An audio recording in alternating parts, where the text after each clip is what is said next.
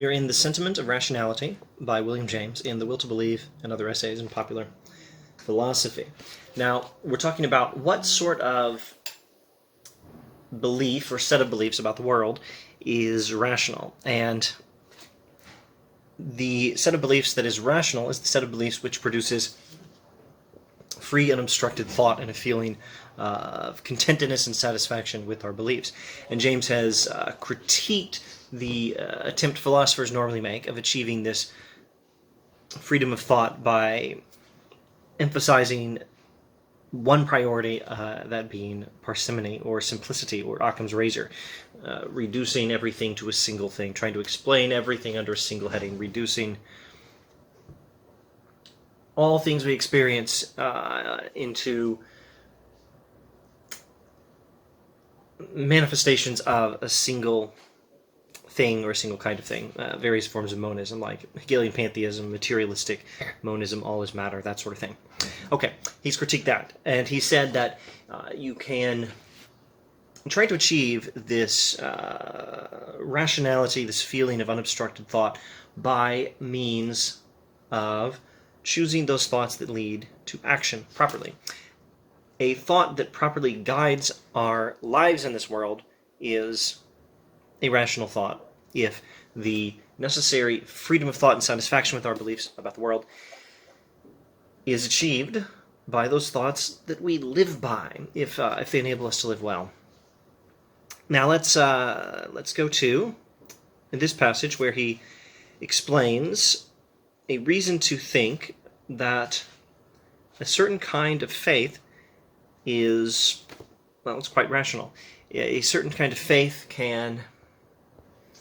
a certain kind of belief, not based on evidence, can be as rational as those beliefs that are based on evidence and evidence alone, if they guide our thoughts in the world properly, and if the evidence, in this case, is of such a kind that if the belief is true, we won't find the evidence until we believe it.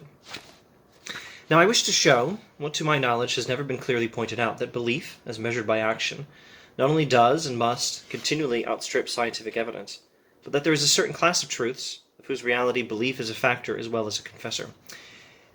Belief, as measured by action, because the whole point of thought is life, and the whole point of belief is to act. Belief, as measured by action, does and must go further than what scientific evidence has thus far proven. But there are some truths where the truth itself of a belief, and not only are recognizing the belief, not only the fact that we believe a belief, but the fact that the belief is true, depends on our believing it. And that, as regards this class of truths, faith is not only licit, i.e. permitted, permissible, and pertinent, but essential and indispensable. The truths cannot become true till our faith has made them so. Truths that cannot become true until our faith has made them so. These truths do exist. Suppose, for example, that I'm climbing in the Alps, and have had the ill luck to work myself into a position from which the only escape is by a terrible leap. Being without similar experience, I have no evidence of my ability to perform it successfully. But hope and confidence in myself make me sure I shall not miss my aim, and nerve my feet to execute what, without those subjective emotions, would perhaps have been impossible. But suppose that, on the contrary, the emotions of fear and mistrust preponderate, or suppose that, having just read The Ethics of Belief by W.K. Clifford, where he tells us, believe nothing on insufficient evidence, suppose that, having just read that, I feel it would be sinful to act upon an assumption unverified by previous experience. Why, then I shall hesitate so long that at last, exhausted and trembling and launching myself in a moment of despair, I miss my foothold and roll into the abyss. In this case, and it is one of an immense class, the part of wisdom clearly is to believe what one desires. For the belief is one of the indispensable preliminary conditions of the realization of its object.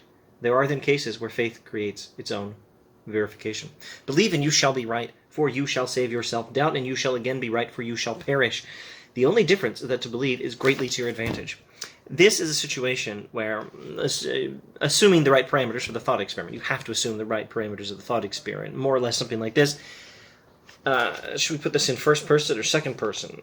I. He puts it in first person, I'll put it in first person. Let's suppose I am physically capable of making the leap, but psychologically it's iffy, and whether I can make the jump and survive depends on whether I believe I can.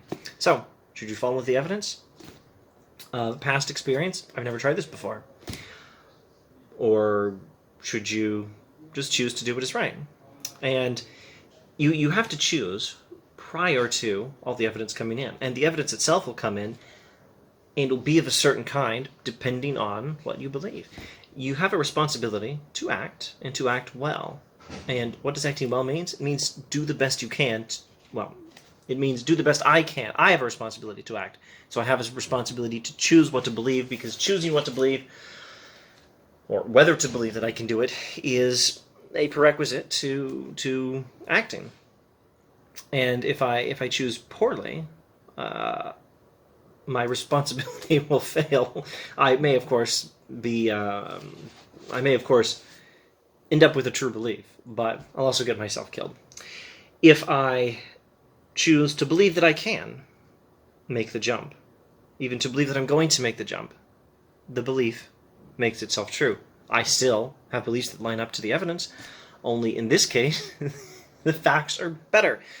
My belief affects my behavior affects that region of reality with which my belief is concerned, making the belief true. And James says this is one of an immense class. He thinks there are a lot of beliefs that have this characteristic, and that has an important effect on the that has a huge bearing on the rationality of religious faith as well. We'll see if we can find him making the connections, but if I don't spell it out clearly enough in this particular essay, go back and find it in Is Life Worth Living, another essay in this text. Speaking of this text, let's rewind just a bit. Let's say something else, setting the stage for faith. Back a few pages. Now there is one element of our active nature which the Christian religion has emphatically recognized, but which philosophers as a rule, have with great insincerity tried to huddle out of sight in their pretension to found systems of absolute certainty. I mean the element of faith. Faith means belief in something concerning which doubt is still theoretically possible. And as the test of belief is willingness to act, one may say that faith is the readiness to act in a cause, the prosperous issue of which is not certified to us in advance.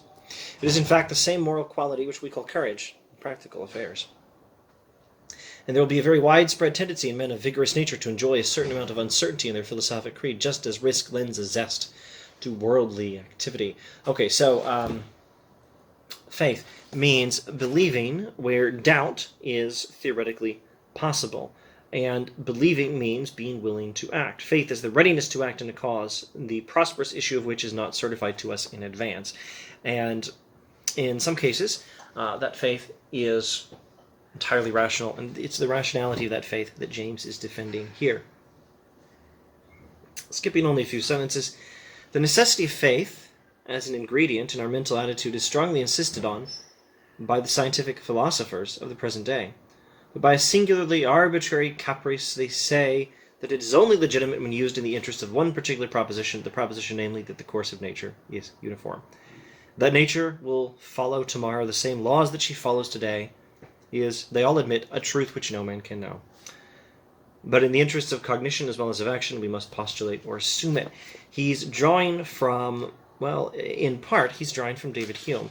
Hume had been saying that, Hume had said in earlier days of British empiricism that we do not have confirmation from experience that nature is uniform, that things always happen the same way, that the same laws of physics are always in place.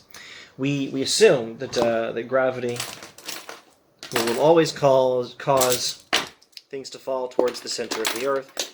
They always have in the past, but we don't know that the future is going to resemble the past. How do we know that? We can't know that by just looking at the past some more. We can try it again. Hey, it worked again. But in this case, it is no longer future. Now it's just more past. We can just keep adding more past experience, but that doesn't mean that the future is going to keep lining up with the past, because the whole question is whether the future lines up to the past, and just adding more instances of the past to see if they keep lining up with each other doesn't mean that We're going to make them keep lining up with the future. So it doesn't mean that they are going to line up with the future. So science has a foundation. In our investigations of the world through science, we are assuming that the same fundamental principles, the same fundamental laws of physics, presumably, are always in place. We're assuming that the future resembles the past, and we're assuming that the regions of reality we have not explored are going to resemble the ones we have. And you can't really prove this. Science can't prove this. In fact, science assumes this. And James here is pointing out that every scientist knows, and they actually do. Scientists, at least if they've been properly trained, as my friend the bat biologist was trained in his PhD program at Baylor University, he was trained to recognize that science has its foundation has as its foundation the assumption that there is such a thing as the uniformity of nature, the assumption that the assumption that the future will resemble the past, that regions of reality we have not yet experienced will be following whatever same laws of physics have governed the regions of reality we have experienced. This is a presumption of science. James points out this is faith. This means belief in something concerning which doubt is still theoretically possible. Science depends on faith, by this definition of faith. And if science recognizes faith, well, why may we not recognize faith in some other sphere? It is almost incredible that men who are themselves working philosophers should pretend that any philosophy can be, or ever has been, constructed without the help of personal preference, belief, or divination. Science has itself been built on personal preference, belief, or divination. We will to believe in the uniformity of nature. As Hume described it, we have a habit of believing in these things. We assume, James has explained in the previous essay, Is Life Worth Living? We assume that the world is ordered, that it follows certain principles in an orderly fashion, that we will be able to describe the world and give an orderly account of it. This assumption is where we get science. How have they succeeded in so stultifying their sense for the living facts of human nature as not to perceive that every philosopher, or man of science either, whose initiative counts for anything in the evolution of thought, has taken his stand on a sort of dumb conviction that the truth must lie in one direction rather than another? We always assume that. And that assumption is where we get scientific progress, intellectual progress in general. Not that all such assumptions work out. No, a conviction that the truth must lie in one direction rather than another, and a sort of preliminary assurance that his notion can be made to work. And sometimes this assumption bears fruit, and sometimes it doesn't. The fittest conceptions survive, and with them the names of their champions, shining to all futurity.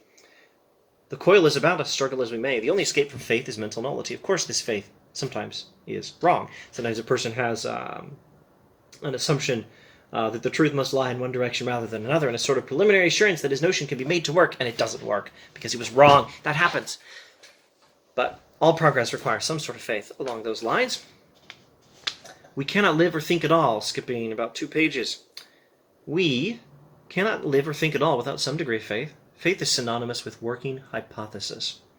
The only difference is that while some hypotheses can be refuted in 5 minutes, others may defy ages. So now the question is, which working hypotheses are we permitted to entertain? Not legally permitted, but morally permitted and epistemologically permitted. Which are the responsible hypotheses we are morally and epistemologically permitted to work on? Which working hypotheses are appropriate? Are they ones that recognize that higher region of reality with which religion is concerned, or those that do not? And those that do, James says, are perfectly acceptable working hypotheses, and they guide our lives in this world well enough to produce the sentiment of rationality. Let's first observe that where I started this video is where James goes next. Last bit I read was, we cannot live or think without some degree of faith. Faith is synonymous with working hypothesis, etc., etc., and it's only 2 paragraphs after that he gets to his remarks about how belief not only does and must continually outstrip scientific evidence, but there is a certain class of truths whose reality belief is a factor, as well as a confessor. The cases where faith creates its own verification, where a fact happens because we believe in it. So we hope in perhaps 2 more videos on the sentiment of rationality to wrap this up and tie some more of these pieces together. See you then.